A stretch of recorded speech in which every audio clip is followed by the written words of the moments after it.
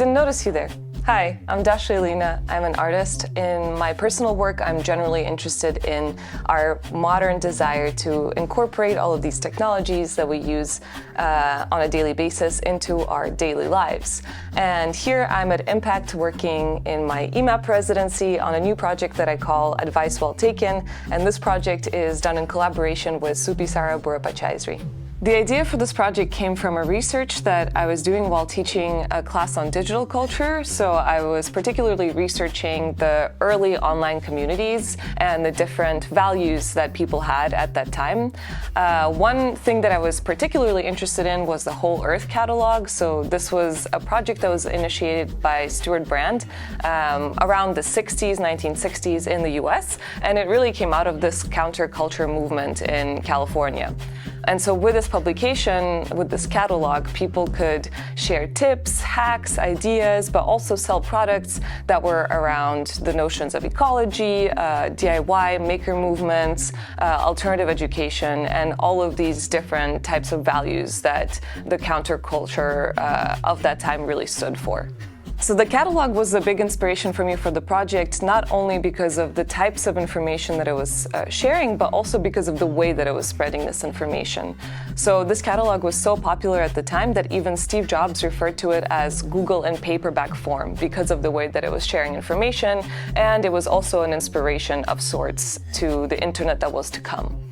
Then I found a very similar catalog that existed in France called Folklore de Champagne. It wasn't inspired by the counterculture movement the same way that the Whole Earth catalog was, but it was still very similar in the sense that it was also sharing knowledge and different kinds of ideas and folklore stories in the end about this department of Aube in France where Champagne is located in.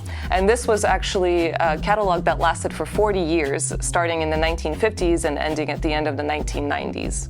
Reading more about these catalogs really made me wonder what a catalog like that would look like today, because those catalogs existed before the internet and now the times have really changed. And at the same time, I was also having a lot of discussions with people about what I've been now calling techlore. And for me, techlore is the kind of knowledge that we share collectively about the way that we use or hack technology.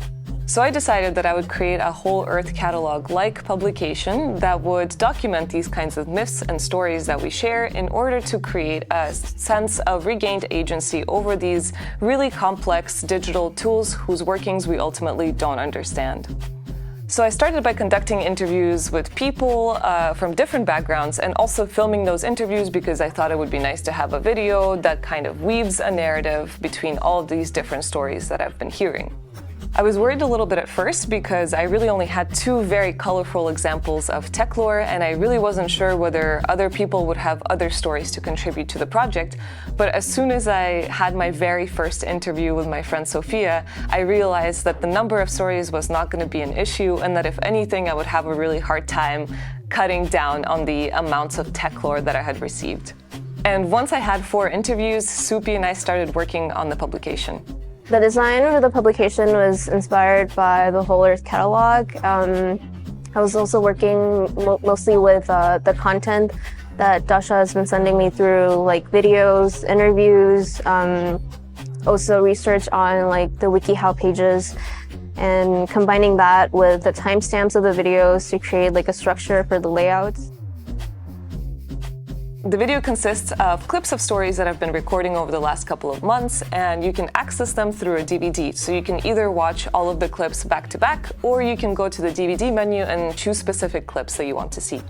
Overall, it's been an amazing experience talking to strangers about their techlore stories and about these different mythologies that they have been internalizing. But a really funny thing that I started noticing quite early on is that these sessions, these interview sessions, started turning into something not very different from digital therapy sessions, especially for those that are very comfortable in front of a camera.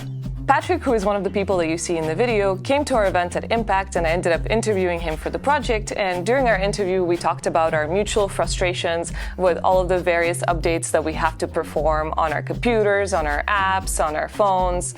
And after a while, he reached out to me to book our second interview because he thought of more stories to tell, more tech lore, more frustrations. And once I interviewed him a second time for an hour and a half, I realized that once you start thinking about tech lore, sometimes it can be really hard to stop.